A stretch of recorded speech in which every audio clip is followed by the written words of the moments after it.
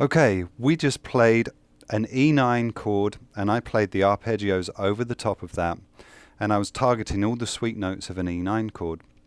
What I'm going to show you now is the chord, the notes that are found in the chord, and then we're going to analyze the A minor pentatonic scale over the top of that, and then I'm going to focus my energy on showing you the E9 arpeggio in position so you can target all of the sweet notes like we did on the F9 chord. So the first thing is grab a guitar. The F9 chord was played at the 8th fret. E9 is just 1 fret lower, and it's the same scale shape, same chord shape, I'm sorry. And here are the notes that are found within the chord. E is your root note. G sharp is the major third. D here is the flattened 7th.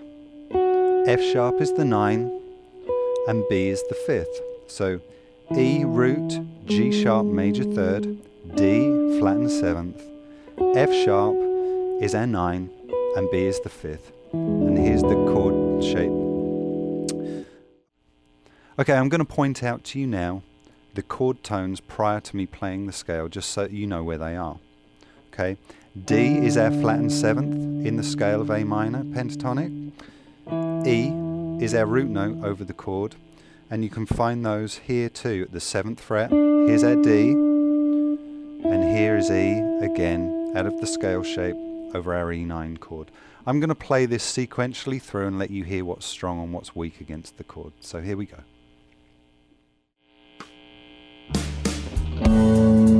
A, which is a 4th, not very strong. C is not very strong against the chord either. D is a sweet note, which is great. E is the root, sounds great. G is not a strong tone against the chord. And A is not a strong note against the chord. C is weak against the chord.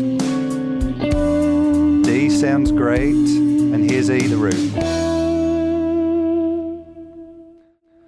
Okay, and the reason I did that for you guys was because a lot of the time when you're learning to play guitar, you're given a chord progression and you're taught that one scale will work over all of the chords. Well, that is true. You can use the A minor pentatonic scale over all of the chords that we've been looking at. Unfortunately, the chord tones aren't that numerous over that E9 chord. In fact, we've only got 2 tones that work as resolution points over the E9 chord. So it's given us slim pickings in places to resolve to using that scale. So what I'm going to do is I'm going to show you the arpeggio in position. So that gives you 5 tones to resolve to. And we're going to start here. It's the same shape that we used for the F9 chord. And the first note is an E at the 7th fret. And I recommend you using your little finger for this first one. And then it allows you to play through the arpeggio without getting tangled up. So let's start here with the little finger.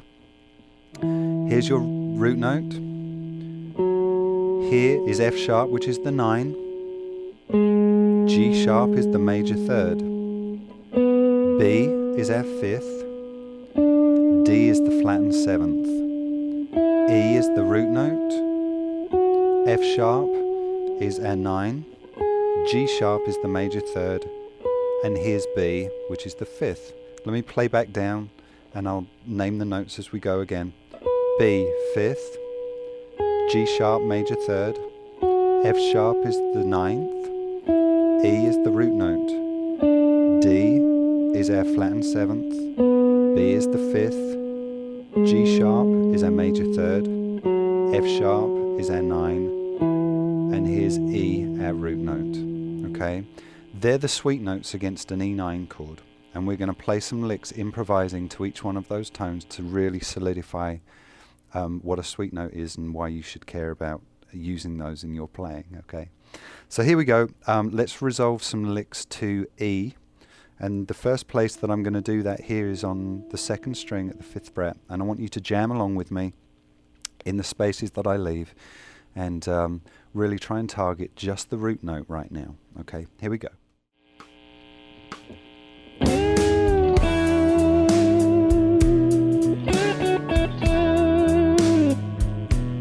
Okay guys, here.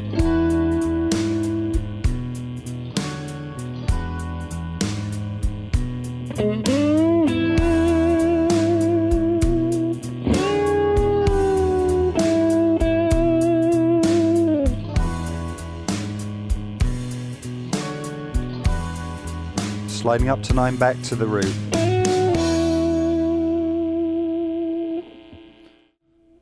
Okay, so there you heard me playing some very simple ideas resolving to our root note, the E. Okay, now that would be a very simple approach. What we want to do is make it sound a little more colourful than that. So we're going to resolve to the G sharp now, which is our major third of the E9 chord. And the G sharp is found here within our chord.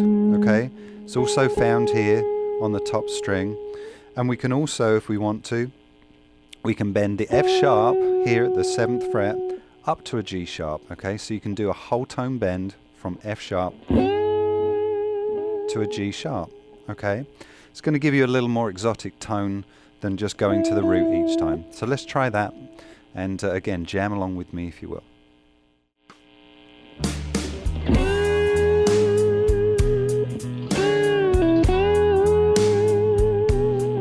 Okay guys, try bending the F sharp up to the G sharp.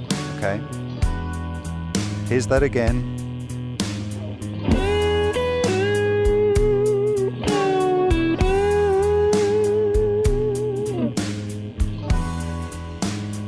Okay, bending a whole tone from F sharp up to G sharp.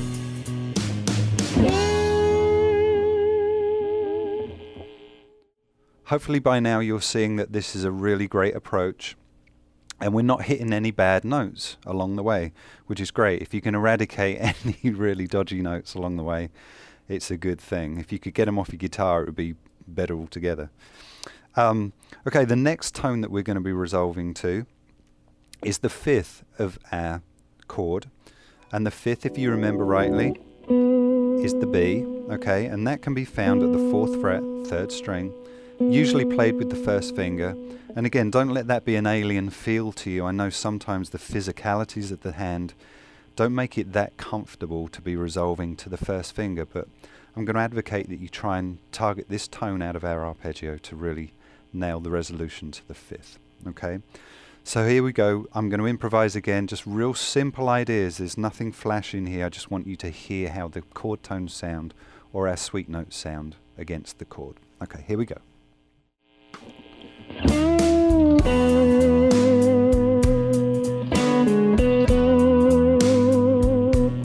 Okay guys, 4th fret, 3rd string. Now this B note, the 5th.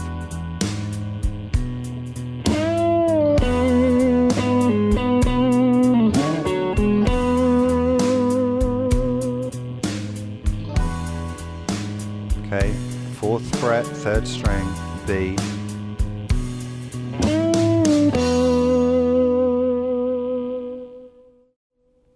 Okay, you can hear that's a very strong tone against the E9 chord. The 3 tones we've used so far have been E, the root note, G sharp, the major third, and B, the 5th. The next note in our arpeggio, and also in the chord, is D, and this is the flat 7 against the E9 chord. This sound is going to be a little more exotic and maybe a little unusual to your ear at first, but you will hear that that is a great resolution point. And I really want to advocate that you play this arpeggio through and really try to go to different tones, even if it's physically different to you with the hand. You know, sometimes it's not easy to go to those things, but try and break out of some habits if you have them, and target these other sweet notes. Okay, so we're going to play D here, 7th fret, 3rd string, and I'm going to slide into that, and I may even bend up to that. On our top string, we can take the C note here and bend up to D here. Okay, so I'm going to start here, and then I'm going to tell you when I'm going to do the bend from the C up to our D note. Okay, so if you will, follow along and jam with me.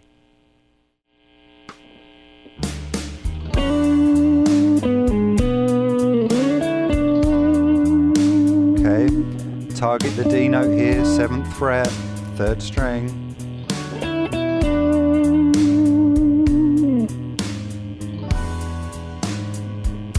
Okay, I'm going to bend now the C up to the D.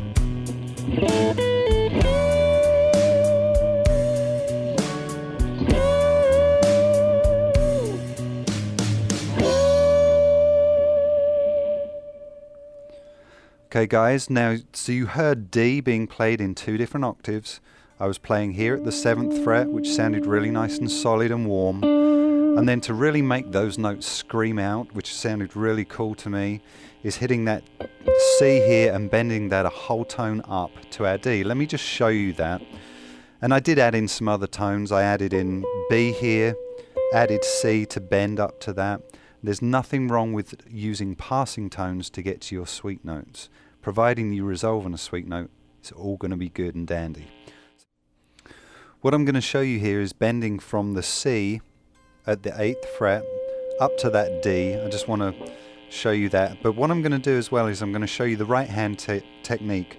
And I call this a rake, which basically means I'm percussively scraping the strings before the attack of the C and the bend up to my D note. So like this. Okay, let me show you that one more time. Okay, so basically it's a percussive scrape across the strings before you attack the note. Okay, I just wanted to show you that before we moved on. Okay, so we've done 4 of our chord tones now on the E9 chord. We've played E, the root, G sharp, the major 3rd. We've played D, which is the flattened 7th, and we've also played B, which is our 5th. The last tone I want to look at is the 9th in the chord, and that is the F sharp tone, which is found here at the 7th fret on the 2nd string. Here's our chord, okay, and here's the 9 in the chord. At any time, if you're not sure where the chord tones are, always play your chord, and then you can reference the notes from within the arpeggio shape that I've been showing you. So here's the chord, here's our 9, okay? So what we're going to do is going to play some improvised licks, resolving to F sharp, and I want you to jam along and target that tone. It's a little more unusual than the others, but it's in the chord and it sounds fabulous. So let's do that, let's jam.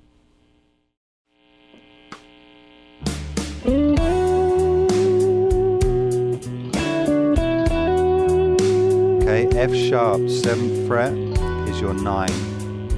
Try and target that tone.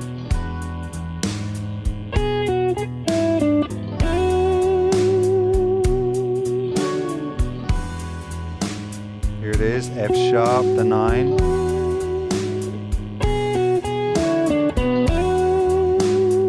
Okay, sounds really cool. Okay, and the great way to really solidify whether that is a cool resolution point is to play your chord, record it, or play against my tracks that I've provided for you, and just hit that note and see if it works for you. If you can hang there and it not drive you crazy and sound awful, it's a great tone to be resolving to. Okay, a quick recap then before we move on to the next segment. We had 5 sweet notes against our E9 chord. Okay, E, root note, G sharp major 3rd, B, which is the 5th, D, which is our flattened 7th, and the 9, which is F sharp. All great tones against that chord. And you can link those notes with chromatics, you can link them with slides, bends, you can bend into those tones. And I'm going to be showing you chromatics, and I'm going to be showing you semitone bends as well from some of these shapes a bit further in the course. And so bear with me and we'll move on to the next segment and show you some new cool things.